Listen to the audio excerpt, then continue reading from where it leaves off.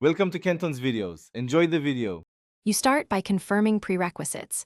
Make sure iOS is up to date and you have a current backup, because some fixes change settings.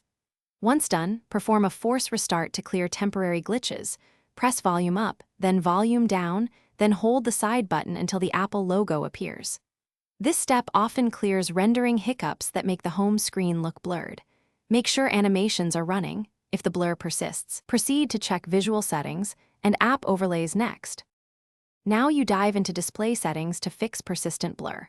Open accessibility, then display and text size, toggle reduce transparency off. This reduces layered blur effects.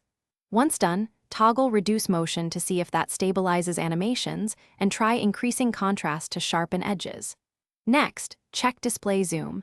Set to standard rather than zoom, because zoomed mode can scale and soften icons. After adjusting, return to the home screen and inspect clarity. If still blurry, inspect wallpaper and app widgets for overlays. Finish by eliminating overlay causes. Remove widgets and switch to a static wallpaper, because animated or complex wallpapers can cause perceived blur. If that fails, reset the home screen layout to remove layout corruption.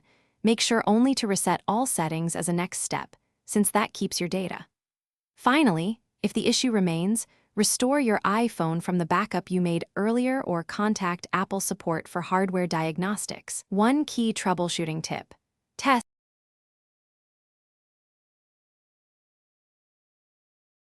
Thanks for watching. Consider subscribing if we helped you.